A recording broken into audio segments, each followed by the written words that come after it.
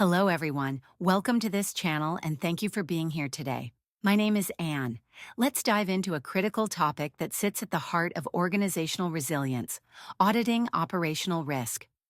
We will move from understanding the what and why to the practical how of auditing this vast and often challenging risk. My goal is to provide you with a structured framework and practical insights you can apply immediately in your audit plans. Here's our roadmap for today. We'll start by leveling the set on what operational risk actually means and why auditing it is so valuable. Then, we'll establish the three foundational pillars that every operational risk audit must assess. From there, we'll do a deep dive into the core components of an operational risk management framework. We'll then look at specific high-risk processes that are prime targets for audit. Finally, we'll wrap up with a sample audit approach and our key takeaways. What is operational risk? The Basel II definition highlighted: the risk of loss resulting from inadequate or failed internal processes, people and systems, or from external events. Icons for process, people, systems, external events. Let's begin with the definition, famously from the Basel Committee. It's deceptively simple. Operational risk isn't about market moves or a customer defaulting. It's the risk of the machine itself breaking down. It's the failed process, the human error, the system outage, the fraud, the natural disaster. Think of a rogue trader, a failed IT deployment, a data breach, or a critical vendor going bankrupt. These are all operational risk events. They are often preventable, and that's where strong controls and our audits come in. Why audit operational risk? 1. Protect reputation and value. 2. Ensure regulatory compliance. 3. Validate the control environment. 4. Enable strategic decision-making. So why dedicate precious audit resources here? First, the stakes are enormous. A single operational risk event can destroy decades of built-up reputation and billions in market value overnight. Second, the regulatory landscape is increasingly demanding robust operational risk frameworks. Our audits provide the necessary assurance to regulators. Third, we move beyond theory to validate that the controls management thinks are in place are actually working effectively. And finally, a well-audited ORM framework provides the board and executives with a true picture of the risk landscape, enabling smarter strategic decisions. Before we ever look at a specific risk, any audit of operational risk must start by assessing the three foundational pillars. If these are weak, the entire operational risk management edifice is unstable. Our first three audit steps are always here. Pillar 1, governance and culture. Key questions to ask. Is there a clear tone from the top? Are the three lines of defense clearly defined and effective? Is there a culture of psychological safety to report errors? Our audit work here is qualitative but crucial. We interview executives and the board. We ask, is there a clear board-approved operational risk appetite statement? Does leadership genuinely champion this framework? We then map the three lines of defense. Is the first line, the business units truly owning their risks? Is the second line, the risk function, providing effective challenge and oversight? And is our role as the third line, internal audit, clear and independent?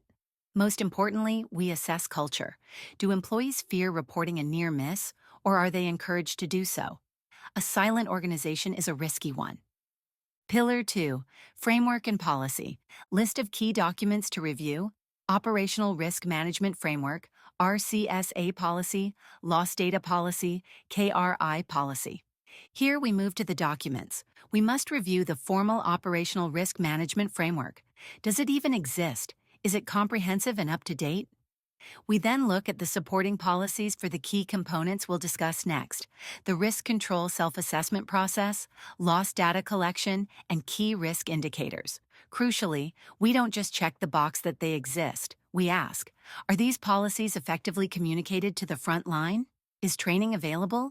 A policy sitting on a shelf is no policy at all. Pillar 3, data integrity and reporting. Garbage in, garbage out. This pillar is about trust. We must test the data. Is the loss data being captured complete and accurate? Are the scores in the risk assessments consistent and well documented? When we look at the reports going to management and the board, we ask, are they timely?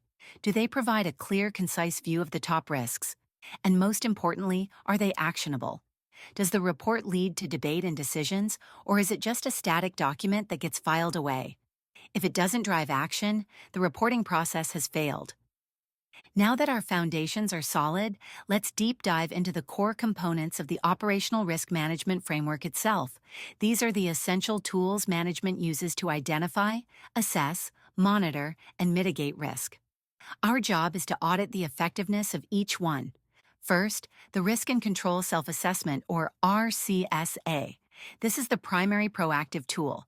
Our audit steps are critical here. 1. We review the process design. Is it consistent across the organization? 2. We select a sample of completed RCSAs and verify that all material risks have been identified. 3. We look at the controls mapped to those risks. Are they designed adequately? And this is key. We must test a sample of those controls to see if they are operating effectively. It's not enough that they look good on paper. 4. We check if the distinction between inherent risk, the risk before controls, and residual risk, the risk after controls, is logical and accurate. And finally, we track any action plans born from the RCSA. Are they being completed? The second component is loss data collection. We learn from our mistakes and our near misses. For internal loss data, our audit verifies that all significant events, including those near misses, are being captured. We check the data quality. Are the root cause, business line, and event type consistently recorded? We pay special attention to the root cause analysis for major events. Was it a superficial human error label, or did they dig deep to find the underlying process or system failure? For external loss data, we ask, is the organization looking at losses in the industry, and are they using that information to challenge their own control assumptions? If a competitor has a major data breach, it should trigger a review of your own cybersecurity controls. These are our early warning signals. Our audit here is straightforward but vital. First, we assess the KRI selection. Is the KRI actually linked to a specific material risk? Is it predictive? A number of losses this month is a lagging indicator. It tells you what already happened. A number of failed trades or system latency might be a leading indicator, predicting a future major outage. Second, we look at thresholds. Are there clear green, amber, and red zones? And third, and this is the most common failure point, we ask, what happens when a KRI goes red? Does it automatically trigger an investigation and a management action? If not, the KRI is just a pretty graph with no purpose. The final core component is scenario analysis. This is for the high-severity, low-frequency risks that won't show up in your loss data, like a global pandemic or a total data center failure. We audit the quality of the workshops. Were the right experts in the room? Was it a robust discussion or just a paperwork exercise? We review how the scenarios were selected and whether the resulting loss estimates are realistic and credible. And crucially, we track how the output is used. Is it fed into capital modeling? Does it influence insurance decisions or trigger new investment in resilience? If not, it was just an academic exercise. Key takeaways. Start with the foundations, governance, framework, data. Audit the linkages between components. They don't work in isolation. Move from theory to practice with trace and test. Always answer the so what to drive action. Your audit provides the assurance that the organization is resilient. As we conclude, please take these 5 key points with you. 1. Always start by assessing the 3 foundational pillars. 2. Don't audit the ORM components in silos. Look at how they connect. 3. Use the trace and test method to make your audit tangible. 4. In your reporting, always answer the so what to create impact. And finally, remember that your work is not about finding faults for the sake of it. It is about providing the assurance that the organization can withstand shocks, protect its value, and achieve its strategic objectives. You are auditing for resilience. Thank you for your time and attention. I hope this has been a valuable overview. Hope to see you here again and have a nice day.